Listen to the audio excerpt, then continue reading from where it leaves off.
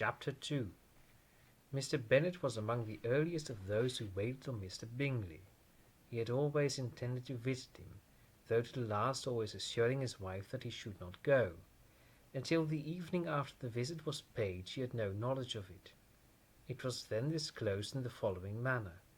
Observing his second daughter employed in trimming a hat, he suddenly addressed her with, "I hope Mr. Bingley will like it, Lizzie." "We are not in a way to know what Mr. Bingley likes," said her mother resentfully, "since we are not to visit." "But you forget, mamma," said Elizabeth, "that we shall meet him at the assemblies, and that Mrs. Long has promised to introduce him." "I do not believe Mrs. Long will do any such thing. She has two nieces of her own. She is a selfish, hypocritical woman, and I have no opinion of her." "No more have I," said Mr. Bennet, "and I am glad to find that you do not depend on her serving you."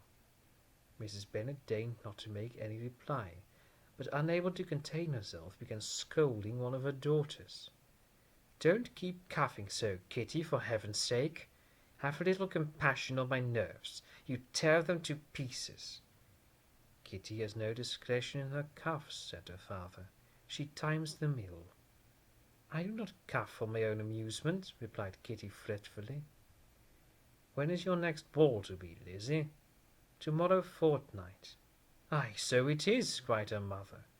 "And Mrs. Long does not come back till the day before, so it will be impossible for her to introduce him, for she will not know him herself. Then, my dear, you may have the advantage of your friend, and introduce Mr. Bingley to her." "Impossible, Mr. Bennet, impossible, when I am not acquainted with him myself. How can you be so teasing?" "I honour your circumspection. A fortnight's acquaintance is certainly very little. One cannot know what a man really is by the end of a fortnight. But if we do not venture, somebody else will, and after all Mrs. Long and her nieces must stand that chance. And therefore, as you will think it an act of kindness if you decline the office, I will take it on myself."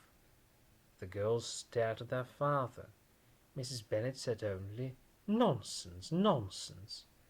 "What can be the meaning of that emphatic exclamation?" cried he. "Do you consider the forms of introduction and the stress that is laid on them as nonsense? I cannot quite agree with you there. What say you, Mary? For you are a young lady of deep reflection, I know, and read great books, and make extracts." Mary wished to say something very sensible, but knew not how. "While Mary is adjusting her ideas," he continued, "let us return to Mr. Bingley." "I am sick of Mr. Bingley," cried his wife. "I am sorry to hear that. But why did you not tell me so before? If I had known as much this morning, I certainly would not have called on him. It is very unlucky, but as I have actually paid the visit, we cannot escape the acquaintance now." The astonishment of the ladies was just what he wished, that of Mrs. Bennet perhaps surpassing the rest, though when the first tumult of joy was over, she began to declare that it was what she had expected all the while. "How good it was in you, my dear Mr. Bennet! But I knew I should persuade you at last. I was sure you loved your girls too well to neglect such an acquaintance. Well, how pleased I am! And it is such a good joke, too, that you should have gone this morning and never said a word about it till now." "Now, Kitty, you may cough as much as you choose," said Mr. Bennet, and as he spoke he left the room, fatigued with the raptures of his wife. "What an excellent father you have, girls," said she, when the door was shut. "I do not know how you will ever make him amends for his kindness, or me either, for that matter. At our time of life it is not so pleasant, I can tell you, to be making new acquaintance every day, but for your sakes we will do anything.